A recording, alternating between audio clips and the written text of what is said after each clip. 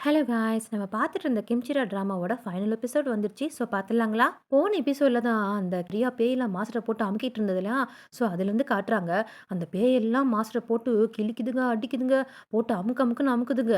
இதெல்லாம் பார்க்க முடியாமல் கிம் அந்த வளையத்துக்குள்ளே இருந்து ரொம்பவே கஷ்டப்பட்டுட்டு இருக்கான். மாஸ்டருமே இதெல்லாம் பார்த்து கிம் எங்கே அந்த வளையத்தை விட்டு வெளியே வந்துட போறானான்ட்டு, வந்துடாத, நீ இங்கே மட்டும் வந்துடாத, எக்காரணத்தை கொண்டும் இங்கே மட்டும் விட்டுட்டு வெளியே வந்துடாதன்னு சொல்லி கத்திட்டு கிடக்குறாரு அந்த கஷ்டத்துலையும். மேலுமே அந்த ரம்யான் கூட வந்த பேயெல்லாம் அந்த ரிங்க போட்டு தட்டு தட்டுன்னு தட்டிட்டு இருக்குங்க. மாஸ்டர் இந்த மாதிரி ரொம்பவே கஷ்டப்படுறத கிம்முனால பார்க்க முடியாம அவனுமே எந்திரிச்சு வந்துடுறான். அந்த ரிங்கு பக்கத்துல வந்து நின்னு, "ரம்யான், இதோட நிப்பாட்டிடு. உனக்கு நான் மட்டும் தானே வேணும். அவரை விட்டுடு. நான் வரேன் வெளியே" அப்படின்னு சொல்ல, அதுக்கு ரம்யான் பேயும், "நீ ஃபர்ஸ்ட் வெளியே வான்னு" சொல்ல, "இல்ல இல்ல, எனக்கு நீ ப்ராமிஸ் பண்ணு. அவரை விடுறேன்னு சொல்லு. நான் அப்பதான் வெளியே வருவேன்னு" சொல்ல, "எனக்கு அவன் முக்கியம் இல்ல. நீ தான் முக்கியம். நீ வெளியே வா. அது எனக்கு போதும்னு" சொல்ல, அவனுமே முடிவு பண்ணிட்டு வெளியே போக பார்க்க, டக்குன்னு இந்த மாங்க வந்து பிடிச்சு இழுத்துடுறாரு. வெளியெல்லாம் போகக்கூடாதுன்ட்டு. அப்புறம் அவர் வந்து பேசுறாரு. அப்ப வருதே இந்த ரம்யானுக்கு கடுப்பு. அப்படியே கண்ட்ரோல் பண்ணிட்டு இருக்க, அப்படியே கட் பண்ணி ஜெட்டையும் நெட்டையும் தான் காட்டுறாங்க. நெட்டுக்கு வந்து கால் பண்ணி, அங்க என்ன நடந்துட்டு இருக்கு? கிம்மு வந்து சேஃபா இருக்கானா? அவங்களாம் கோயிலுக்குள்ள வந்துட்டாங்களான்னு கேட்க, அதுக்கு நெட்டுமே சொல்லிட்டு இருக்கா, இன்னும் யாரும் இங்க வரவே இல்ல. ஆனா காட்டுக்குள்ள இருந்து டிஃப்ரெண்டான சவுண்ட்லாம் கேட்டுட்டே இருக்குது. நான் வேணா என்னன்னு பார்த்து சொல்லவான்னு கேட்க, அதுக்கு ஜெட் இருந்துட்டு, "வேணாம் வேணாம், நீ எல்லாம் போகாத. அது ரொம்பவே ரிஸ்க்கு. ஷான், நீ வேணும் கிம்மு வந்து எப்படி இருக்கான்னு சொல்லி உள்ளுணர்வு கேட்டு சொல்லேன்னு" சொல்ல, அவனுமே கண்ண மூடி யோசிக்கிறான். கிம்மு இருக்கிறான். ஆனா, அவன் சேஃபா இருக்கிறானான்னு தெரியலன்னு சொல்ல, ஜெட்டு சொல்றான், "இப்ப எங்க அக்கா இருக்கிற இடத்துக்கு தான் நான் போயிட்டுருக்கேன். அவள பார்த்துட்டு அப்படியே நாங்க அங்க வரோம்" அப்படின்னு சொல்ல, அதுக்கு நெட்டு சொல்றான், "இல்ல, இது ரொம்ப ஓவர் தூரம். உன்னால எப்படி இவ்வளோ தூரம் வர முடியும்? வேணும்னா என்கிட்ட ஹெலிகாப்டர் இருக்கு. நான் அனுப்பி வைக்கவான்னு" சொல்ல, ஜெட்டு அப்படியே டென்ஷன் ஆயிட்டு இருக்கான். எப்படி அங்க போறோம் அப்படின்ட்டு. அத பார்த்துட்டு சானு, "ஜெட்டு, நீ ரொம்ப கவலைப்படாத. எல்லாம் நல்லதுக்கே நடக்கும்னு" சொல்லிட்டு இருக்க. அதுக்கப்புறம் ஜெட்டு நெட்டுக்கிட்ட சொல்றான், "நீ அவங்க வர்றதுக்காக ப்ரே பண்ணு. கோயில்ல தான் நான் இருக்கேன்னு" சொல்ல, அதுக்கு நெட் இருந்துகிட்டு, "சரி, கண்டிப்பா நான் ப்ரே பண்ணிட்டு இருக்கேன். அது மட்டும் இல்லாம இங்க என்ன நடக்குதுன்றத நான் உங்களுக்கு அப்டேட் பண்ணிட்டே இருக்கேன்னு" சொல்லி ஃபோன வைக்கிறாங்க. அப்படியே கட் பண்ணி திரும்பவும் இந்த சண்டைய தான் காட்டுறாங்க. இந்த ரம்யானுக்கு வந்ததுல கோவம் அப்படியே கட்டுப்படுத்திட்டு, "மதிப்புக்கு உரிய மாங்க் அவர்களே, இதுலருந்து நீங்க விலகிடுங்க. இதுல நீங்க தலையிடாதீங்க" அப்படின்னு சொல்ல, "இதுல நான் ஒண்ணும் தலையிடல. நான் கேட்கிற கேள்விக்கு நீ பதில் சொல்லுன்னு" சொல்ல, "நீ கேட்கிற கேள்விக்கு நான் ஏன் பதில் சொல்லணும்? ஃபர்ஸ்ட் அவன வெளிய விடுன்னு" சொல்ல, "இல்ல, நான் விடமாட்டேன். ஃபர்ஸ்ட் நான் கேட்கிற கேள்விக்கு பதில் சொல்லு. உனக்கு உண்மையா என்னதான் வேணும்னு" கேட்க, அதுக்கு அவ இருந்துகிட்டு, "எனக்கு இந்த கிம்மோட லைஃப் தான் வேணும். இவனோட உசுர் தான் வேணும்னு" சொல்ல, திரும்பவே மாங்க் கேட்குறாரு, "உண்மையா பதில் சொல்லு. உனக்கு என்னதான் வேணும்? அதனால உனக்கு என்னதான் லாபம் கிடைக்க போதுன்னு" சொல்ல, அதுக்கு ரம்யான் பேயுமே, "அவன் சாகறதுல எனக்கு நிம்மதி கிடைக்கும். அவன நான் கொல்றதுனால நான் நரகத்துக்கு போனாலும் எனக்கு பிரச்சனை இல்ல. அவன வெளிய விடுன்னு" சொல்ல, அதுக்கு அந்த மாங்க்குமே, "உனக்கு இதுதான் வேணும்னா, அத நான் செய்ய விட மாட்டேன்ட்டு" 2 பேருமே பேசிட்டே இருக்க, அப்படியே மாஸ்டர் இருக்கிற இடத்துலேருந்து ஒரு ஒளி வட்டம் அப்படியே வந்துட்டு இருக்குது. திரும்பி பார்த்தா, இந்த மாஸ்டர் அவரோட சக்திய காட்ட ஆரம்பிச்சுட்டார் போல இருக்குது. அந்த ஒளினால பக்கத்துல இருந்த பேயெல்லாம் அப்படியே விலகி போயிட்டே இருக்க, பார்த்தா அந்த மாஸ்டர் முன்னாடி அந்த கத்தி இருந்துச்சுல, போன ஜென்மத்துல அவரோட கத்தின்ட்டு ஒண்ணு காட்டுனாங்க இல்லையா? அந்த வெப்பன். அது முன்னாடி வந்து நிக்குது. அதோட சக்தினால மாஸ்டருக்கு பின்னாடி இருந்து அவர் வந்து போன ஜென்மத்துல நாகராஜாவுக்கு வந்து தம்பியா தானே இருந்திருப்பாரு. ஸோ அவருக்கும் பவர் இருந்திருக்கும்ல. ஒயிட் கலர்ல ஒரு 5 தல நாகம் வந்து பின்னாடி நின்க, அப்படியே அதோட பவர்னால அங்க இருக்கிற பேயெல்லாம் அப்படியே சுட்டு எரிச்சிடுறாரு. இந்த கிராபிக்ஸ் பார்க்க ரொம்பவே நல்லா பண்ணியிருந்தாங்க. இந்த விஷயம்லாம் முடிஞ்சதும் மாஸ்டர் அப்படியே மயக்கம் போட்டு கீழ விழுகுறாரு. ஏன்னா, அந்த வெப்பனோட சக்தி இவரால தாங்க முடியல. இத பார்த்த கிம் என்னாச்சுன்னு சொல்லி மாங்க் கிட்ட கேட்க, மாங்க் தான் சொல்றாரு, "அந்த வெப்பனோட சக்தி வந்து சாதாரண மனுஷனால தாங்க முடியாது. இது ஏற்கனவே என்கிட்ட மாஸ்டர் சொல்லியிருக்கான்னு" சொல்ல, கிம் ரொம்பவே வருத்தப்படுறா. இத பத்தி என்கிட்ட எதுவுமே சொல்லலையேன்ட்டு. இந்த ரம்யான் பேய்க்கு தான் ரொம்பவே சந்தோஷமாயிடுச்சு. மாஸ்டர் பலகீனம் ஆயிட்டான்ட்டு. "என்ன, உன் சக்தினால என்னோட அடிமைகள்லாம் வெட்டிட்ட போல இருக்குது. இனிமேலு உன்கிட்ட பண்றதுக்கு எதுவுமே இல்ல. மரியாதைய அவனுக்கு என்கிட்ட குடுத்துடு" அப்படின்னு மிரட்ட, கிம்மு தான் வளையத்துக்குள்ள வந்து பேசிட்டு இருக்கான். "மாஸ்டர், இதோட நிப்பாட்டிடுங்க. நான் ரெடியா தான் இருக்கேன். நான் வர தயாரா இருக்கேன்னு" சொல்ல, மாஸ்டருமே, "நீ வந்துராத" அப்படின்ட்டு ரத்த வாந்தியெல்லாம் எடுத்துட்டு இருக்காரு. இந்த கிம்முக்கு வேற வழியே இல்ல. மாஸ்டர் ரொம்பவே கஷ்டப்படுத்தக்கூடாதுன்ட்டு அந்த வளையத்துலேருந்து வெளிய வந்துடுறான். இந்த ரம்யான் பேய்க்கு வந்ததே சந்தோஷம். "நான் பட்ட கஷ்டம்லாம் நீ பட்டு தான்டா ஆகணும். பார்க்குறியா?" அப்படின்ட்டு இந்த சாட்டையில அடிச்சாங்கல்ல போன ஜென்மத்தில அவளுக்காக, அதே மாதிரி கிம்முக்கு அடி வாங்குற மாரி இவ கைய கைய நீட்ட, அவ முதுகுல அப்படியே சாட்டையில அடிச்ச மாரி ரத்த காயமா பட்டுக்கிட்டே இருக்குது. இது வந்து தாங்க முடியாம கிம்மும் கீழ விழுக, இத பார்த்துட்டு இருந்த மாஸ்டர்னாலயும் தாங்க முடியாம தவழ்ந்து தவழ்ந்து வந்துட்டே இருக்கான் கிம்ம காப்பாத்துறதுக்காக. அத பார்த்த கிம்முமே, "மாஸ்டர், வேணாம், வந்துராதீங்க. ஏன்னா, என்னோட பாஸ்ட் லைஃப்ல என் கண்ணு முன்னாடியே ஒருத்தவங்க ரொம்பவே கஷ்டப்பட்டுட்டு இருந்தாங்க. அத பார்த்துட்டு இருந்தும் என்னால எதுவுமே பண்ண முடியல. இந்த டைம்ல நீங்க கஷ்டப்படுறத என்னால தாங்க முடியாது. என்ன விட்டுருங்க, நான் போகுறேன்" அப்படின்னு மாஸ்டர் பார்த்து சொல்லிட்டு இருக்கான். கிம் இதையெல்லாம் சொல்லிட்டு இருக்க, இந்த ரம்யான் பேய்க்கு அப்படியே அந்த சீன் எல்லாம் ஞாபகம் வந்துட்டு போக, அவளுமே அழுதுட்டு இருக்கிறா. இப்படிலாம் எனக்கு நடந்துச்சேன்ட்டு அவ குழந்தைய நினைச்சு. கிம்முமே நான் போயிட்டு வரேன் பீம் அப்படின்னு சொல்ல, உடனே இந்த ரம்யான் பேயி கிம்மோட கழுத்த பிடிச்சு ஒரு நெருக்கிக்கிட்டே இருக்கா. கிட்டத்தட்ட கொல்ற மாரி போட்டு நெருக்கிக்கிட்டே இருக்க, இதையெல்லாம் பார்த்துட்டு இருந்த மாஸ்டர்னால தாங்க முடியல. தவழ்ந்து தவழ்ந்து வந்துகிட்டே இருக்காரு. இந்த ரம்யான் பேய் வேற சும்மா இல்லாம, தான் லவ் பண்றவங்கள இந்த மாரி கண்ணு முன்னாடியே கஷ்டப்படுத்துனா, இல்ல சாகப் போனா எவ்ளோ கஷ்டமா இருக்குன்றத பாரு மாஸ்டர் நீனும் பாரு அப்படின்ட்டு சொல்லிக்கிட்டே இருக்க, அப்படியே மாஸ்டர் மேல ஒரு கை வந்து வைக்குது. யாருடான்னு சொல்லி திரும்பி பார்த்தா, இந்த பாட்டிமா சோலு. அது மட்டும் இல்லாம அந்த 2 குட்டி பசங்க சோலு, அப்புறம் அவன் தம்பி இருந்தாலும் அந்த சானுன்ட்டு ஒருத்தவன் போன ஜென்மத்தில, அவனுமே வந்திருக்காங்க. எல்லாரோட சோலும் வந்து நிக்க, யாருடா சொல்லி இப்படிலாம் கூப்பிட்டாங்கன்னு பார்த்தா, நம்ம மாங்க்கு தான் ப்ரே பண்ணி கூப்பிட்டுருக்காரு போல இருக்குது. அந்த பாட்டிமாவும் வந்து சொல்றாங்க, "உன்னோட பவர் எதுவுமே போகல. நீ ஃபோக்கஸ் பண்ணு. உன்னால முடியும். அவள அழிக்க உன்னால முடியும்னு" சொல்லி ரொம்பவே மோட்டிவேட் பண்ணிட்டு இருக்காங்க.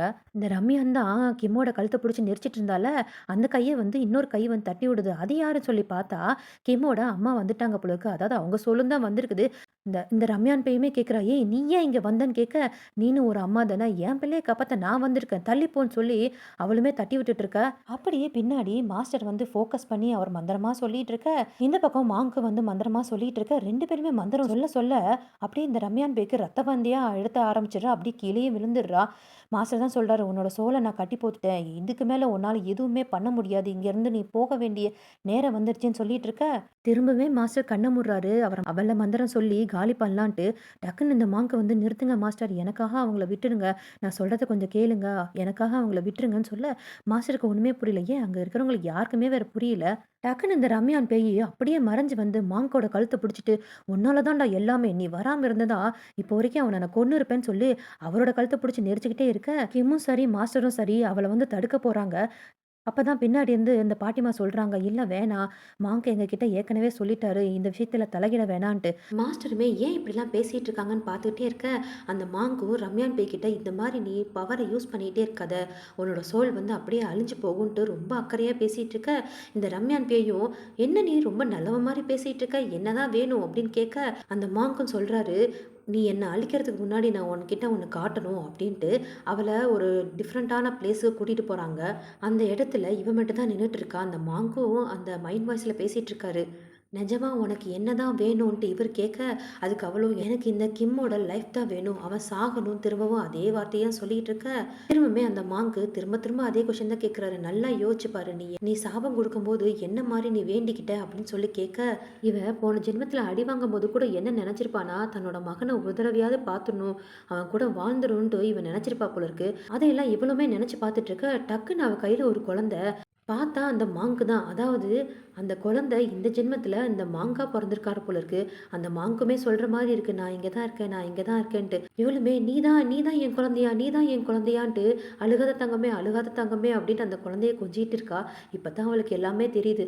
தன்னோட குழந்தை திரும்பவும் இவளுக்காக இந்த ஜென்மத்துல மாங்கா பொறந்து வந்திருக்காரு போல இருக்குது. அப்படியே அந்த இடத்துல இருந்து திரும்பவும் அந்த பிரசன்ட்டுக்கு வர மாரி காட்டுறாங்க. அவளோட கோவம்லாம் குறைஞ்சிருச்சு போல இருக்கு. "நீ தான் என் குழந்தையா?" மாங்க பார்த்து கேட்க, மாங்க்குமே, "ஆமாம்மா நான் தான்" அப்படின்னு சொல்றாரு. "ப்ளீஸ்மா எனக்காக நீ இதெல்லாம் செய்யி.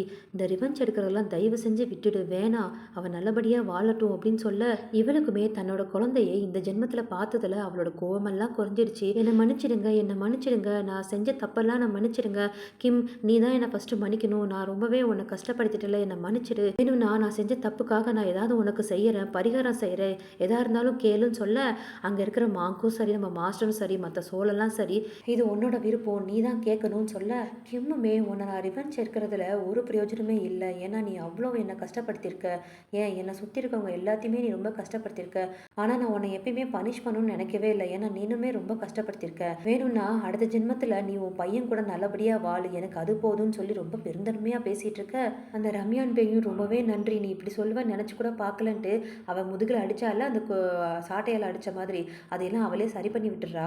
மாங்க்குமே ரம்யான் கிட்ட சொல்லிட்டு இருக்காங்க, "இந்த ஜென்மத்தோட கர்மாலாம் நீங்க முடிச்சுட்டு வாங்கம்மா. அடுத்த ஜென்மத்துல நாம நல்லபடியா சந்தோஷமா வாழலாம்னு" சொல்லிட்டு இருக்காங்க. அப்படியே இந்த பக்கம் பார்த்தீங்கன்னா, கிம்மு கிட்ட கிம்மோட அவங்க அம்மா பேசிட்டு இருக்காங்க. "ஏன் தம்பி அவள எதுவும் பண்ணாம விட்டுட்டான்னு" சொல்ல, "அம்மா ரிவெஞ்ச் எடுக்கிறதுல என்னம்மா பிரயோஜனம் இருக்கு? விடுங்கம்மா" அப்படின்னு சொல்ல, "நீ ஒரு நல்ல பையன் தங்கமே" அப்படின்னு சொல்லி அவங்களும் கொஞ்சிட்டு இருக்காங்க. இந்த பக்கம் பாட்டிமா கிட்ட மாஸ்டர் சொல்லிட்டு இருக்காங்க, "பாட்டிமா நீங்க இல்லாம நான் ரொம்ப கஷ்டப்படுறேன்னு" சொல்ல, "நீ சும்மா ட்ராமா பண்ணிட்டு இருக்காத. உன்னால தனியா இருக்க முடியலன்னா கிம் கூட சேர்ந்து இரு. சும்மா ட்ராமா பண்ணிட்டு இருக்க" அப்படின்ட்டு அவங்களும் கிண்டல் பண்ணிட்டு போறாங்க. இந்த ரம்யான் பேயும் போக வேண்டிய நேரம் வந்துருச்சு போல இருக்கு. ஸோ எல்லார்கிட்டயுமே தேங்க்ஸ் சொல்லிட்டு கிளம்பிடுறா. கிம்முமே பாட்டிக்கிட்ட போய், "சாரி பாட்டிம்மா, என்னால தானே" அப்படின்னு சொல்ல, "இல்ல கண்ணா, உன்னால ஒண்ணும் இல்ல" அப்படின்ட்டு, "நீ அதெல்லாம் ஒண்ணும் வருத்தப்பட்டுட்டு இருக்காதன்ட்டு" மாங்கு கிட்ட, "என்ன மாங்க், நீங்க வரதுக்கு முன்னாடியே நான் இறந்துட்டேன். அதுக்கும் சாரின்னு" சொல்ல, "அதெல்லாம் ஒண்ணும் இல்ல, பிரச்சனை இல்ல. இப்ப நான் உன்ன பார்த்துட்டு தானே இருக்கேன்னு" சொல்ல, "அப்புறம் எப்ப நீ என் கூட வரப்போற?" அப்படின்னு கேட்டு கிண்டலா பேசிட்டு இருக்காங்க. அதுக்கு அந்த மாங்க்குமே, "இன்னும் வாய் கொழுப்பு அடங்கலல்லன்ட்டு" கிண்டலா பேசிட்டு இருக்காங்க. அந்த 2 குட்டி பசங்களுமே ஓடி போய் கிம்மையும் கட்டிப்பிடிச்சு சந்தோஷமா பேசிட்டு இருக்காங்க. இங்க சியான் வந்திருந்தான் இல்லையா? அவன பார்த்து மாஸ்டருமே கேட்டுட்டு இருக்காங்க. "நீ வருவன்னு நெனச்சு கூட பார்க்கல தம்பி. ரொம்பவே சந்தோஷம் நீ வந்ததுல, எனக்கு சப்போர்ட் பண்ணதுல. நான் ஒரு அண்ணனா உனக்கு செய்ய வேண்டிய கடமையிலனா நான் தவறிட்டேன். சாரின்னு" சொல்ல, "அதெல்லாம் ஒண்ணும் இல்லண்ணா, பிரச்சனை இல்லண்ணா, விடுண்ணா."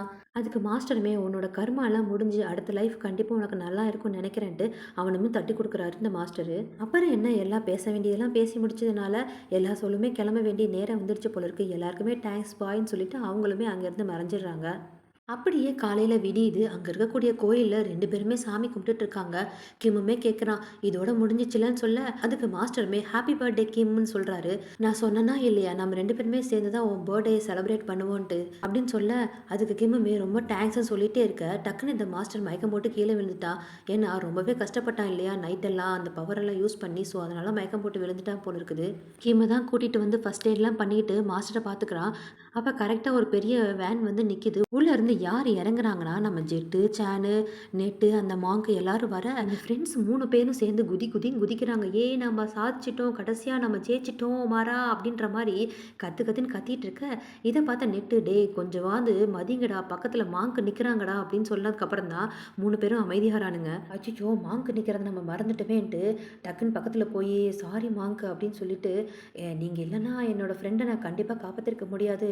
ரொம்பவே தேங்க்ஸ் மாங்குன்ட்டு வணங்கிட்டு இருக்க. அது மட்டும் இல்லாம இந்த சான் இருந்துகிட்டு, "உங்களோட பாஸ்ட் லைஃப்ப பத்தி நான் ஒரு கொஸ்டின் கேட்கணும்" அப்படின்ட்டு ஆரம்பிச்சவன், அவன் பாட்டுக்கு அடிக்கிட்டே போயிட்டே இருக்கான். இந்த ரம்யான் தான் உங்களோட அம்மான்றத நீங்க எப்ப ரியலைஸ் பண்றீங்க?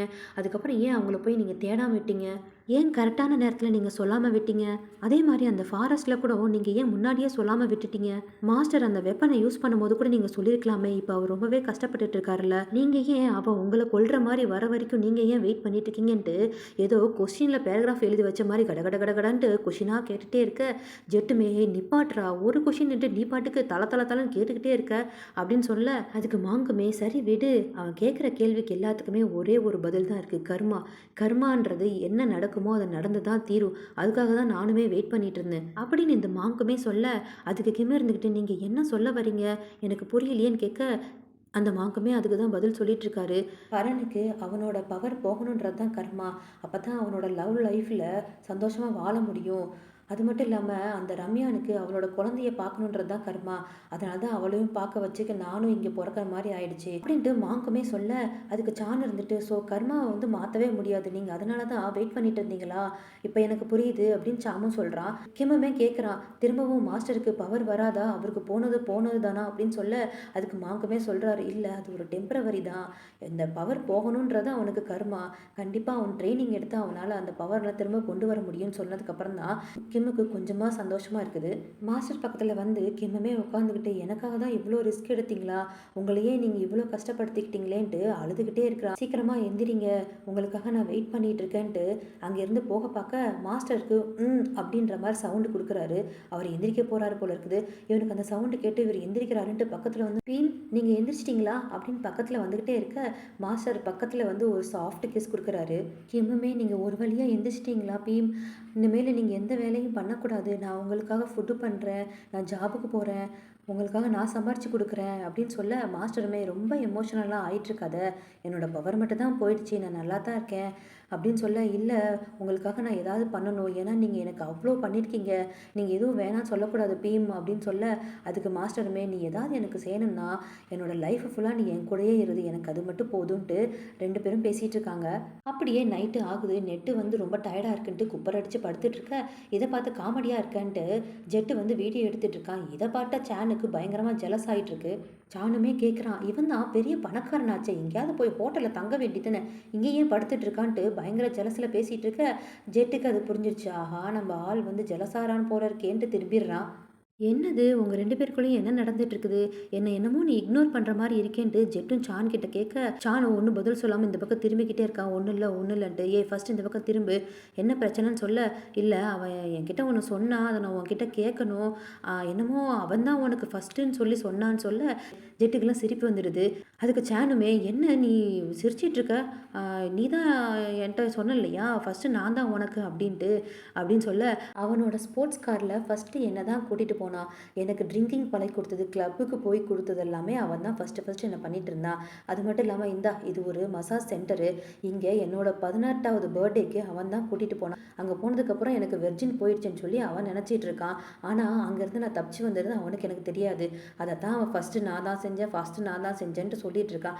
அதை போய் நீ தப்பா எடுத்துக்கிட்டேன்னு சொல்ல, அதுக்கு சானுமே, ஓ நான் தான் அதை தப்பா எடுத்துக்கிட்டேனா, சாரி சாரின்னு சொல்லிட்டு இருக்க, நீ தான் எப்பயுமே எனக்கு ஃபர்ஸ்ட்டு, என்னோட மனசை கொள்ளையடிச்சது நீ தான் ஃபர்ஸ்ட்டு, என்னோட எல்லாமே நீ தான் ஃபர்ஸ்ட்டு, போதுமா சரி குட் நைட் அப்படின்னு சொல்லி படுக்க போக, சானுமே என்ன நீ இப்படிலாம் பேசிட்டு நீ பாட்டுக்கு தூங்க போறேன்ட்டு 2 பேருமே கொஞ்சிட்டு இருக்காங்க.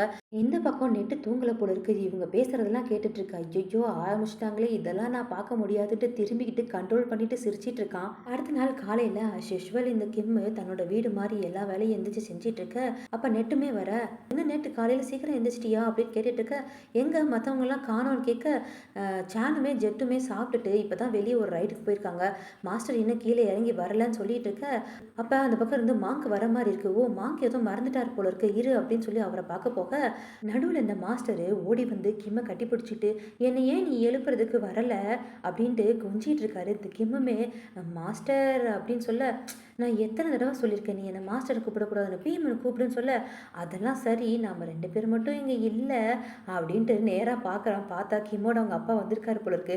ஏன்னா அவருமே ஒரு மாங்கா தானே இருக்காரு. அச்சுச்சோ மாமனாரா, அச்சுச்சோ இவர் முன்னாடியே இவனை கட்டி பிடிச்சிட்டோம், அச்சுச்சோன்ட்டு டக்குன்னு முட்டிக்கால் போட்டுட்டா மாஸ்டருமே. அப்புறம் என்ன 2 பேருமே அந்த மாங்கோட காலில் விழுத்து வணங்கிட்டு இருக்க. அவருமே சொல்றாரு, எப்படியோ இந்த விஷயம் ஒரு முடிவுக்கு வந்துருச்சு, என் பையனை காப்பாற்றுறதுக்கு ரொம்பவே தேங்க்ஸ். இருந்தாலும் இவன் இங்கேயே இருக்கிறது நல்லதில்லை, ஏன்னா அவனுக்கு இன்னும் ஸ்டடீஸ்லாம் முடியலல்ல, இங்கே இருக்கக்கூடாதுல்ல அப்படின்னு சொல்ல, அதுக்கு கிம்முமே, அப்பா என்னப்பா பேசிட்டீங்க, இப்படிலாம் பேசாதீங்கப்பான்னு சொல்லிட்டு இருக்க. நான் உண்மை தானடா சொல்லிட்டு இருக்கேன், லைஃப்பை ஸ்டார்ட் பண்ணோம்னா ஃபர்ஸ்ட் எல்லாத்தையும் செட்டில் பண்ணிக்கோங்க, அப்புறமா ஸ்டார்ட் பண்ணுங்கன்னு சொல்ல, அதுக்கு கிம்முமே, அப்பா என்னப்பா நீங்கள் பேசிட்டு இருக்கீங்கன்னு சொல்ல, அதுக்கு அவருமே, மாஸ்டர் உன்னை நல்லாவே பார்த்துப்பாரு, கண்டிப்பாக லைஃப் ஃபுல்லாக அவர் பார்த்துப்பாருன்னு எனக்கு தெரியும்னு சொல்ல, மாஸ்டருமே ப்ராமிஸ் பண்ணுறான், கண்டிப்பாக உங்கள் பையனை நான் நல்லபடியாக பார்த்துப்பேன் அப்படின்னு சொல்ல, அதாவது இவர் வந்து சம்மதம் தெரிவிக்கிறாரு இவங்க 2 பேருமே வாழ்றதுக்கு. கிம்முக்கு ஒரு மாதிரி வெக்கம் வந்து, நீங்கள் 2 பேரும் என்ன பேசிட்டு இருக்கீங்கன்னு புரியாத மாதிரி கேட்டுட்டு இருக்க. அங்கே அந்த அங்கிள் சாய் வராரு. அதுவும் அவர் பாடியிலேருந்து வெறும் சோல் மட்டும் தான் வந்துட்டு இருக்கு. அது கிம்மோட கண்ணுக்கு தான் தெரியும் இல்லையா. அங்கிள் சாய் நீங்களான்னு கேட்க, ஆனால் இது வந்து மாஸ்டரோட கண்ணுக்கு தெரியல, ஏன்னா அவருக்கு தான் அந்த பவர்லாம் போயிடுச்சு இல்லையா. வந்தவருமே, கீழே எல்லாரும் உங்களுக்காக வெயிட் பண்ணிட்டு இருக்கோன்னு சொல்ல, மாஸ்டருமே வராரு. எப்போ உன்னால் உன்னோட பாடியை விட்டு சோலை தனியாக பிரிக்க முடிஞ்சிச்சு அப்படின்னு கேட்டுட்டு இருக்க. நான் அதுக்கெல்லாம் எல்லாமே ப்ராக்டிஸ் பண்ணிட்டு சரி பண்ணிட்டேன் இப்போ நான் அப்படின்ட்டு அந்த அங்குள் சாயின்னு சொல்கிறாரு. உங்களுக்கு என்ன நடந்துச்சுன்னு எங்களுக்கு எல்லாமே தெரியும், நீங்கள் வருத்தப்படாதீங்கன்னு சொல்ல, மாஸ்டருமே திரும்பி ஜெட்டை முறைக்கிறாரு. அவன் தான் எல்லாருக்கிட்டையும் சொல்லியிருப்பான் போல இருக்குது. அந்த அங்குள் சாயுமே, நீங்கள் அதுக்கெல்லாம் ஒன்றும் வருத்தப்படாதீங்க, நீங்கள் வந்து ரெஸ்ட் எடுங்க, உங்களுக்கு திரும்பவும் அந்த பவர் கிடைக்கணுன்றக்காக ட்ரைனிங்லாம் பண்ணுங்கள், அது வரைக்கும் இந்த ஊரை நாங்கள் பார்த்துக்குறோம், நீங்கள் வருத்தப்படாதீங்க, நாங்கள் பார்த்துக்குறோம் இந்த ஊரை அப்படின்னு சொல்ல, அதுக்கு மாஸ்டருமே, அப்போனா நான் தேவையில்லை நீங்கள் நினைக்கிறீங்களான்னு கேட்க, அச்சோ நாங்களும் அப்படி சொல்ல வரல, எப்பயுமே நீங்கள் தான் எங்களுக்கு மாஸ்டர், நீங்கள் எங்களுக்கு துணையாக திரும்பவும் அந்த வாய்ப்பை நீங்கள் தேடிக்கோங்க, கொஞ்ச நாளுக்கு நீங்கள் ரெஸ்ட் எடுத்துக்கோங்க அப்படின்னு சொல்லிடுறாங்க. எல்லாருமே கிளம்புறதுக்கு முன்னாடி மாஸ்டருக்கு எல்லாரும் கிஃப்ட் கொடுத்துட்ருக்காங்க. இதை வந்து மேலே நின்று கிம்மோட அப்பாவும் பார்த்துட்டு இருக்க.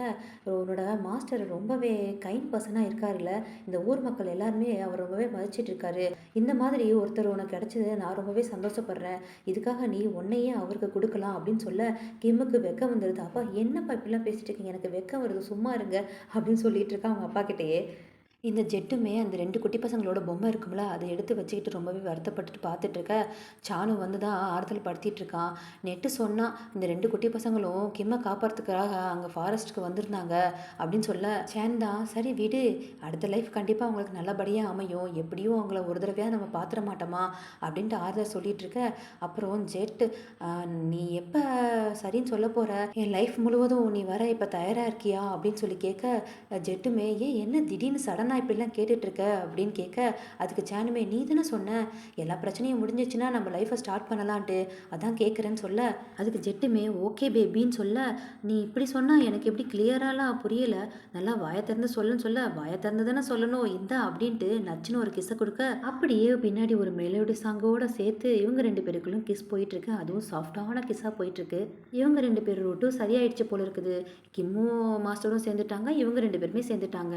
அப்படியே நைட்டு மாஸ்டரு ஏதாவது காயங்கள் இருக்கான்ட்டு கண்ணாடியை பார்த்துட்டு இருக்க கிம்முமே வரா. உங்க அப்பா எங்கன்னு சொல்லி மாஸ்டர் கேட்க, இந்த கிராமத்தில் இருக்கக்கூடிய கோயில்லையே அவர் தங்கிக்கிறேன்னு சொன்னார், எனக்கு தெரிஞ்சு அவர் கிளம்பிடுவார் அப்படின்னு சொல்ல, அப்புறம் மாஸ்டர் ஏதாவது விஷயம் இருக்கா, இல்லைன்னா நான் கிளம்பவா அப்படின்னு சொல்ல, இல்லை இல்லை ஒரு நிமிஷம், நான் இன்னும் என்னோட ட்ரைனிங்கை ஆரம்பிக்கலை, இப்போ நான் நார்மலான மனுஷன்தான், இப்போ நான் பண்ண தயாராக இருக்கேன் அப்படின்ட்டு சொல்கிறான். கிம்முக்கெல்லாம் அப்படியே வெக்கம் வருது. அதுக்கு மேலே இந்த மாஸ்டர் இருந்துக்கிட்டு, இன்னைக்கு நைட்டு இந்த ரூம்லயே நீ தங்க முடியுமான்னு வேற கேட்டுடுறான். கிம்மு என்ன வேணானா சொல்ல போறான், அவன் அதுக்காக தானே காத்துட்டு இருக்கான். லைட்டா இப்படின்னு தான் தலையை ஆட்டியிருப்பான். உடனே மாஸ்டர் கிம்மு கையை பிடிச்சிட்டு ரூம்குள்ளேயே கூட்டிட்டு வந்துட்டாரு. அப்புறம் என்ன கதவை சாத்து. கிம்முமே மாஸ்டரையே பார்த்துட்டு இருக்க, நீ ஏன் என்ன பார்த்துக்கிட்டே இருக்குன்னு கேட்க, இல்லை உங்களோட கண்ணு ரொம்ப அழகா இருக்குன்னு வேற சொல்றான். அதுக்கு மாஸ்டருமே வேணா கிட்ட வந்து பார்க்குறியா பக்கத்தில் அப்படின்னு சொல்ல, ஜோ யாருடா இந்த மாதிரி டைலாக்லாம் எழுதி கொடுக்குறது, வாய்ஸ் ஓவர் கொடுக்குறது, எனக்கே இவ்வளோ வெக்கம் வந்துட்டு இருக்கே, கிம்முக்கு வெக்க வராமல் இருக்குமா, பக்கத்தில் போயும் கண்ணை வேற முடிக்க இந்த கிம்மு மாஸ்டர் இருந்துக்கிட்டு பக்கத்தில் வந்ததுக்கு அப்புறமும் கண்ணை முடிட்டா, என் கண்ணை அழகை நீ எப்படி பார்ப்ப, கண்ணை தரேன்னு சொல்ல, அப்புறம் என்ன ஸ்டார்ட் பண்ணுறாங்க கச்சேரியை. கிம்முமே பெட்டில் போய் உட்கார மாஸ்டருமே கேட்குறாரு, இதில் உனக்கு இஷ்டமா, நீ தயாராக தான் இருக்கியான்னு கேட்க, ஆப்போசிட்டுக்கு இஷ்டமா இல்லையான்னு கூட கேட்டுக்கிறாரு. பார்த்தீங்களா, ரொம்பவே கண்ணியமாக நடந்துக்கிறாருல இந்த மாஸ்டரு. அவன் என்ன வேணாம் நான் சொல்ல போகிறான், அவனுமே நான் ரெடியாக இருக்கேன்னு வேற சொல்கிறான். போதுமே இந்த மாஸ்டருக்கு. அதில் வேற இந்த மாஸ்டரு இந்த தடவை நான் முழுமையாக இறங்க போகிறேன்னு சொல்கிறான். ஏன்னா நம்ம 9வது எபிசோடில் என்ன பார்த்துருப்பான்னா, ஜஸ்ட் இவங்க 2 பேருக்குள்ளும் பெருசாக எதுவும் நடந்திருக்காது, ஜஸ்ட் கிஸ்ஸிங் டச்சிங் இந்த மாதிரி தான் போயிருக்கு. ஏன்னா அவன் அப்போ அந்த டைமில் சாமனாக இருந்தா இல்லையா, அதெல்லாம் பண்ணியிருக்க கூடாது போல இருக்கு. ஸோ அதை ஞாபகம் வச்சுட்டு தான் இந்த தடவை இப்படி சொல்கிறான். இந்த தடவை நான் முழுமையாக இறங்க போகிறேன்னு சொல்ல, அதுக்குமா இவன் என்ன வேணானா சொல்ல போகிறான், கிம்மு சரின்னு தானே சொல்ல போகிறான்.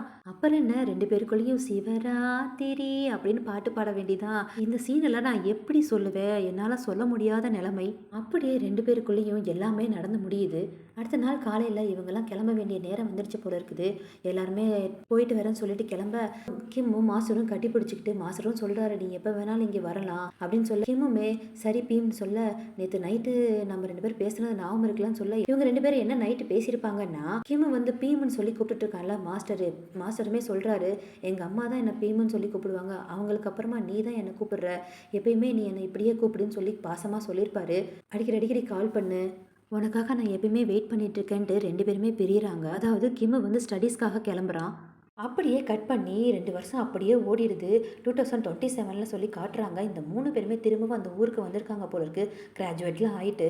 அப்போ கெம்மு வந்து சானை பார்த்து, என்ன நீனும் ஃபைனலாக க்ரூமிங் ஆகிட்ட போல இருக்குன்னு சொல்ல, அதுக்கு இந்த கலிசடை க்ரூமிங்னா என்னன்னு தெரியாமல், நாங்கள் க்ரூமிங்லாம் இல்லையே, நாங்கள் ஜஸ்ட் பாய் ஃப்ரெண்ட்ஸ் தான் அப்படின்னு சொல்ல, அதுக்கு நெட் இருந்துட்டு, அட மக்கு பண்டாரமே, அவன் க்ரூமிங்ன்றது மேக்கப்பை சொல்லிட்டு இருக்கான், நம்ம நல்லா மேக்கப் பண்ணிட்டு இருக்கோம்ல அதை சொல்லிட்டு இருக்கான்னு சொல்ல, ஜெட்டுமே கெம்முக்கு சன்ஸ்கிரீம்லாம் போட்டுட்டு இருக்கான், அவனை அழகப்படுத்திட்டு இருக்கான் போல இருக்கு. ஏன் அழகப்படுத்திட்டு இருக்கான், இங்கே ஒருத்தர் அறக்க பறக்க கிளம்பி வந்துட்டு இருக்காரு, யாரு, நம்ம மாஸ்டர் தான்.